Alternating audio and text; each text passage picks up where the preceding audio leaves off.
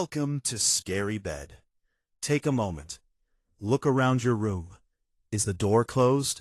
Are the curtains drawn tight against the glass? We spend a third of our lives in our bedrooms, trusting that these thin walls and wooden doors are enough to keep the world away while we are at our most vulnerable. We call it a sanctuary. We call it home. But home is just a structure, and structures can be invaded.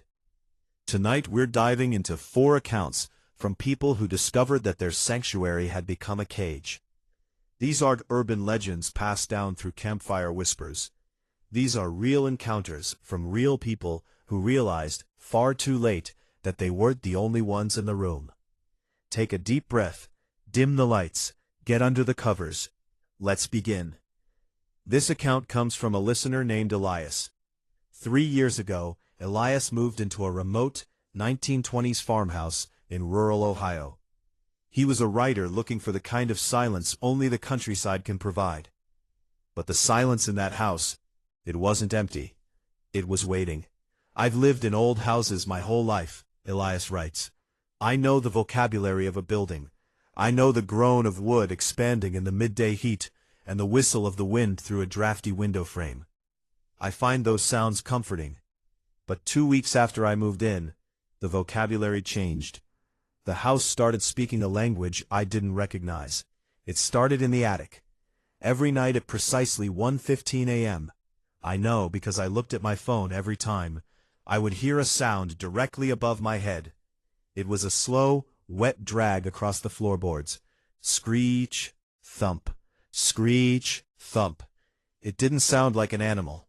It sounded like someone was dragging a heavy, waterlogged sack of grain from one side of the house to the other. I told myself it was raccoons. I told myself the foundation was settling into the soft Ohio mud. But deep down, I knew that gravity doesn't settle in a rhythm. Then, the watching feeling started. It wasn't just a prickle on my neck. It was a physical weight. I felt it most in the hallway. It was a long, narrow artery that connected the kitchen to the bedrooms. It was barely 3 feet wide, lined with peeling floral wallpaper. Every time I stepped into that hall, the temperature dropped. I could see my breath, even in July. My skin would crawl, and my heart would hammer against my ribs like a trapped bird. One Tuesday night, a dry thunderstorm rolled in. No rain, just purple, jagged flashes of lightning that turned the cornfields outside into a strobe light. The power flickered and then died, plunging the house into a thick, velvet blackness. I lay in bed, staring at the open bedroom door, my eyes straining to find a shape in the dark. Then a massive flash of lightning hit the transformer outside. The hallway was illuminated for a fraction of a second. There was a man standing there. But calling it a man feels like a lie. He was impossibly tall. His head was tilted at a sharp, sickening angle, pressed against the ceiling because he was too large for the 8-foot height of the house. His limbs were long and spindly, like the legs of a spider, and his fingers, they were gray, bone-thin, and reached down past his knees. I couldn't scream. My throat felt like it had been filled with sand. Another flash of lightning hit. He was 2 steps closer. He wasn't walking. He was shifting. His body moved with a stutter, like a glitch in a digital video. I squeezed my eyes shut. I pulled the covers over my head and prayed to a God I hadn't spoken to in years. That's when I heard it. A sound far worse than the sight of him. From the foot of my bed, I heard a wet, raspy inhale, then an exhale. It was perfectly synchronized with my own breathing. Every time I took a panicked breath, he mirrored it. I tried to hold my breath to see if he would stop. The room went silent for 5 seconds. Then, a cold, foul-smelling gust of air hit my face as he exhaled right against the blanket. I didn't move until the sun burned through the curtains. When the light finally filled the room, the hallway was empty. But I looked up at the ceiling, directly above my pillow. There, in the thick dust of the old plaster, were 2 massive, oily handprints. They were nearly 12 inches long. No human has hands that size. I left that house within the hour. I didn't even pack my dishes. I just ran. Our second account was submitted by Sarah. She and her husband, Mark, had just moved into a beautiful modern home in a high-end suburb. They thought they had left the world's dangers behind. "We bought the best baby monitor on the market," Sarah says. "We spent $400 on it. High-definition video, night vision, two-way audio. We thought we were being the perfect, protective parents." It started on a Thursday. Mark was working late, and I was in the kitchen, the baby monitor sitting on the marble counter next to me. Suddenly, the audio spiked with white noise. I reached over to turn it down, but then I heard it. A voice. It was soft, a raspy, dry whisper. It was singing the lullaby I sing to my son every night, but the melody was slightly off, like a record playing at the wrong speed. And the lyrics were a nightmare. Instead of "Hush little baby, don't say a word," the voice whispered, "Hush little baby, don't make a sound, or the man in the floor will surely be found. Hush little baby, don't you cry, or the man in the wall will take your eye." I dropped the bottle I was holding. It shattered on the floor. I sprinted upstairs, my heart feeling like it was going to burst. I slammed open the nursery door. My son was fast asleep, his chest rising and falling, peacefully. But the room was ice cold. It felt like walking into a meat locker. I checked the window. Locked. I checked the closet. Empty. The next night, I told Mark. He didn't believe me until we sat together in the living room, watching the monitor. The night vision turned the nursery into a world of ghostly greens and blacks. As we watched, a hand slowly, agonizingly, slid out from underneath the crib.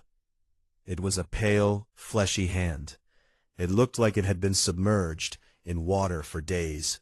The nails were long and jagged. We watched, paralyzed, as that hand reached up and began to gently, almost lovingly, stroke my son's hair. Mark grabbed his baseball bat and charged up the stairs. I stayed glued to the screen. The second Mark's foot hit the first step of the staircase, the hand retracted with a speed that didn't seem humanly possible. By the time Mark burst into the room, there was nothing. Mark noticed the floor vent in the corner was slightly askew. He unscrewed the grate, but the ductwork was barely 6 inches wide. No adult could fit in there.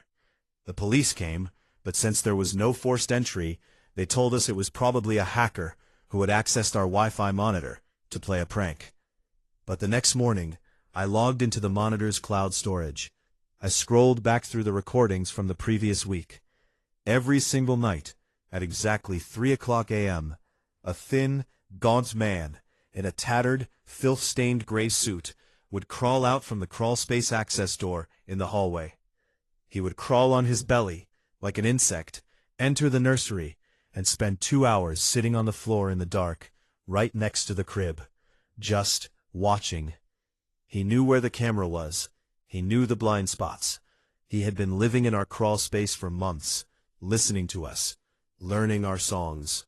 When the police finally went under the house, they found a small pile of my son's outgrown onesies, a stolen kitchen knife, and a pillow. He wasn't a ghost, Sarah told us. He was a man, and I don't know which is worse.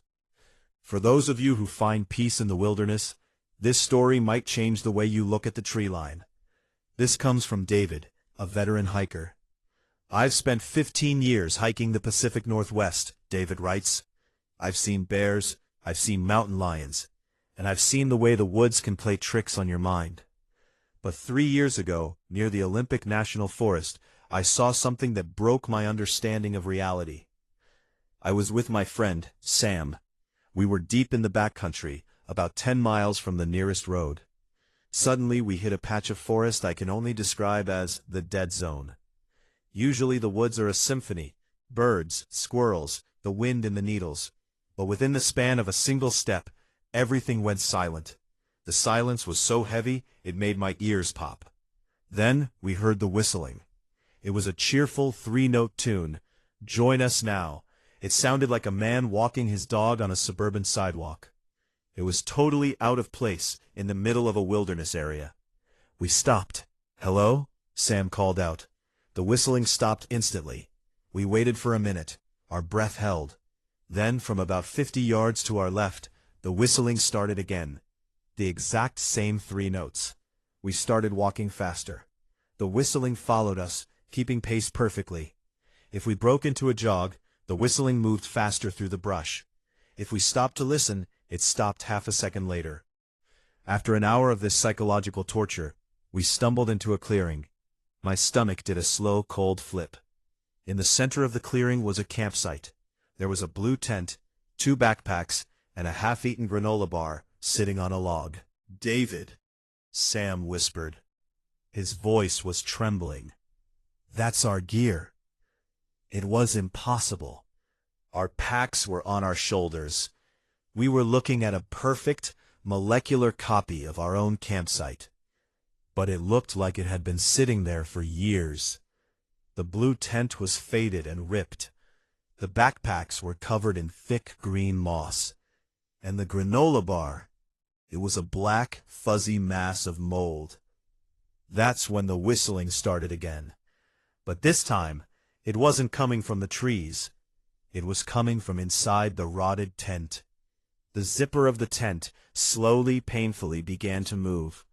A hand reached out. It was a hand wearing the exact same distinctive copper wristband I've worn for 10 years.